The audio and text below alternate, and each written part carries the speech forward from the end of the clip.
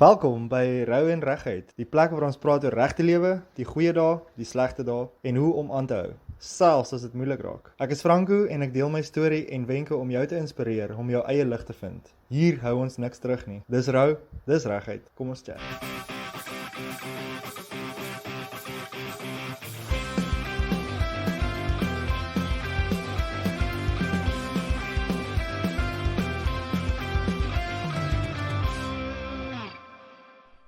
En baie welkom terug by Rou en Regheid se episode 10. Julle, vandag praat ek oor iets wat dalk vir julle eenvoudig mag klink. Maar eintlik is dit 'n groot impak op hoe jy jou lewe kan hê. Ons gesels oor hoe jy jou huis moet skoonmaak, soos 'n monk, hoe klein dade ander se lewens kan verander en hoekom dit jou siel ligter maak. Wat jy in die wêreld sit, kom terug na jou toe. Of dit nou liefde, skoonheid of goedheid is.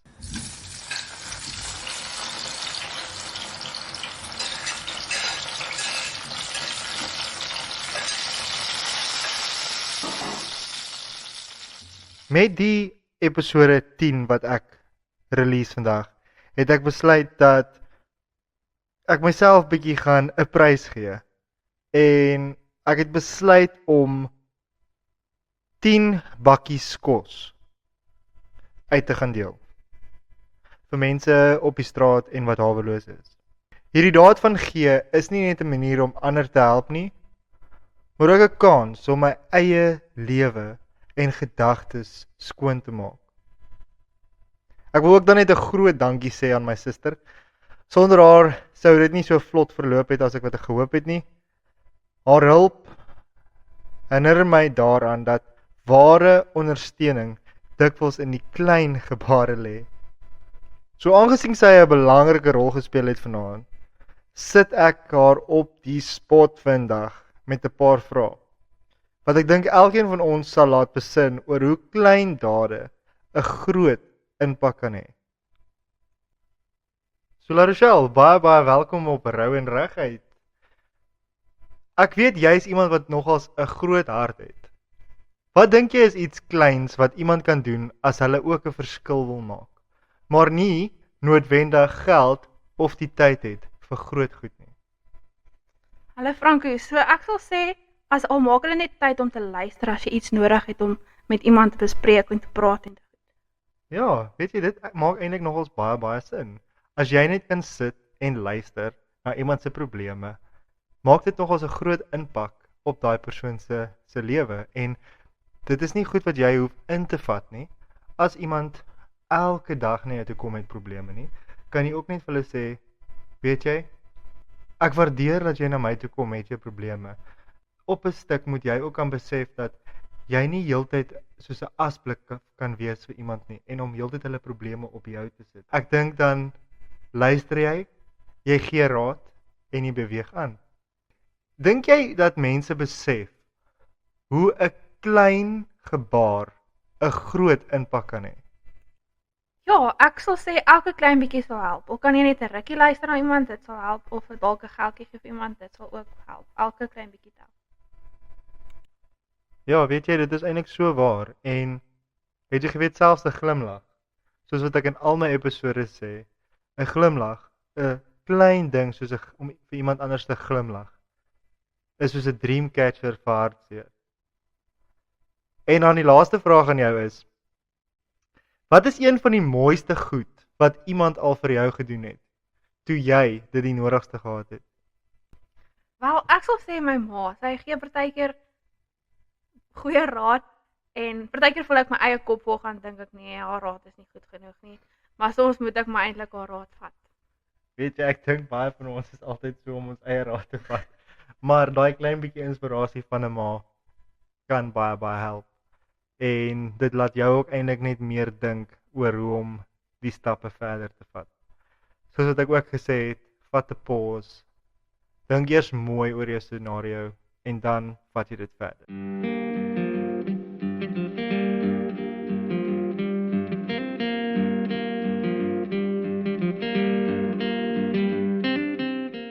weet jy, dis altyd vir my so lekker om mense vrae te vra, want dit is vir my eintlik 'n leerproses van hoe om die wêreld en hoe om goed uit iemand anders se perspektief te sien. Maar kom ons gaan nou terug na die eintlike rede hoekom ek hier is. En dit is vandag se episode. So ons eerste topik vir vandag gaan wees hoe om jou huis skoon te maak soos 'n monk. Kyk, ek het onlangs begin met die meditasie wat ek vir julle vertel het in die vorige episode. En die manier hoe daai monks leef het my net so geïnspireer. Kyk, monks leer ons dat die orde in jou huis 'n weerspieëling is van die orde in ons gees. Wanneer jy jou spasie skoon maak, is dit nie net 'n fisiese taak nie. Dit is 'n meditasie. Dis 'n daad van selfrespek en liefde. Daar's 'n bekende monk met 'n verskriklike naam wat ek nie kan uitspreek nie, maar ek dink dis Thich Nhat Hanh. Thich Nhat Hanh, ek kan dit nie uitspreek nie, verskoon my. Maar hy het gesê die orde in jou huis is 'n weerspieëling van die orde in jou gees. Wanneer jy jou omgewing skoon maak, maak jy ook jou hart skoon. So nou vra hy vir my, Franco, nou hoe begin ek om my huis skoon te maak? Begin met minder goed. Gaan deur jou spasie en vra jouself of jy elke item werklik nodig het. As jy iets lankal nie meer gebruik nie, oorweeg om dit weg te gee of te herwin. Maak skoon met jou volle aandag. Neem tyd in elke taak. Skep 'n kalm atmosfeer en besef dat elke beweging 'n kans is om jou gedagtes te kalmeer. En hou dit eenvoudig. Hoe minder goed jy het, hoe makliker is dit om 'n netjiese, rustige leefruimte te behou. En so 'n skoon omgewing help jou om jou gemoed en hart opgeruim te hou. En jy dink seker dit klink baie eenvoudig, maar glo my, dit werk. Dit werk soos 'n bom. Onlangs het ek begin om skoon te maak soos 'n monk, soos wat hulle dit sê.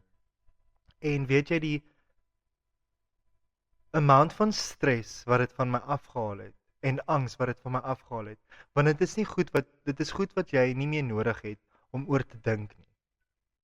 Want as jou kombuis skoon is of jy jou koppie as jy hom klaar gebruik het net was, afdroog en wegpak, gaan daai koppie nie opbou en jy gaan nie dink aan ek het nou so baie koppies om nog te gaan was en ek moet nog al die skottelgoed was, ek moet nog die beddens op. Dan staan niks om oor te worry nie.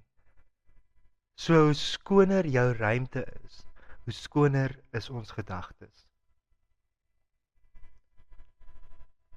Wanneer jy jou leefruimte opruim, voel jy kalm, wat jou toelaat om regtig by ander in te skakel.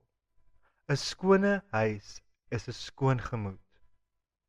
Dit laat jou opstaan vir klein dade van liefde, soos 'n glimlag, 'n luisterende oor, of soos vanaand die uitdeling van kos. Wat jy in die wêreld sit, kom terug na jou toe. Soos 'n boom wat ons plant, wat eendag vrugte dra. Kyk, hier is die ding. Wanneer alles om jou skoon is en wanneer jou kop skoon is, het jy meer energie en lus om ander te help. Dis nie net 'n toevalligheid nie. As jy self chaos in jou lewe het, voel dit onmoontlik om nog iets vir iemand anders te doen. Maar hoe meer jy vir jouself sorg, hoe makliker word dit om daai ekstra liefde en tyd vir ander te hê. So nou vra jy seker, nou Franco, wat gaan dit nou my help om te gee? Kom ek vertel jou die effek van gee. En hoekom dit jou lewe verander. Ek weet party van ons voel dat hulle niks het om te gee nie. Maar gee gaan nie net oor geld of groot gebare nie. Dit gaan oor die klein goed. 'n Smile, 'n luisterende oor, 'n bord kos. Dis goed wat jy nie eers agtergekom het nie. Maar vir ander mense maak dit 'n massiewe verskil. En hier's die punchline. Wat jy in die wêreld sit, kom terug na jou toe. So vanaand gee ek, omdat ek al so baie ontvang het. Nie omdat ek iets aan enige iemand wil bewys nie, maar omdat ek besef dat dit nie altyd oor die klein gebare gaan nie, oor die groot gebare gaan nie. Dat dit oor die klein dingetjies wat ons doen, die oomblikke waar ons kies om liefde en deernis met ander te deel. Ek gee omdat ek glo dat elke klein bietjie help. Hoe groter die liefde wat ons gee, hoe meer kom dit terug. In maniere wat ons nie altyd kan sien nie, maar wat ons hartloop en ons hartklop kan voel. Vanaand deel ek want ek kan. Nie net om ander te help nie, maar om vir myself te herinner dat ons almal iets kan doen. Selfs al is dit iets kleins. Vanaand gee ek omdat ek glo dat ek elke klein daad 'n groot verskil kan maak. In 'n wêreld wat soms oorweldigend kan voel, is hierdie daad vir my 'n herinnering dat ek die mag het om lig en hoop te bring. Al is dit net deur 10 pakkies kos. Ek gee omdat ek weet dat omgee nie altyd oor groot goed gaan nie, maar oor liefde en tyd wat in elke klein daad gesit word. Vanaand gee ek want ek wil hê dat elkeen van ons moet onthou. Elke klein stapie help. En saam kan ons die wêreld 'n klein bietjie beter maak. Dankie dat julle saam met my op hierdie reis is. Dat julle luister na wat ek te sê het. Ek is lief vir julle. Ek glo in julle. En soos wat ek gesê het, smile vir 'n vreemdeling vandag. Groet, goeiemôre, goeiemiddag. Want 'n smile is soos 'n dreamcatcher vir die hartseer. Ek gaan vir julle 'n paar foto's oplaai op Instagram en op Facebook oor ons hele proses met die kos maak. Ek vra julle asseblief om dit te gaan like. En dan post jy ook vir my iets nice wat jy gedoen het. Iets kleins.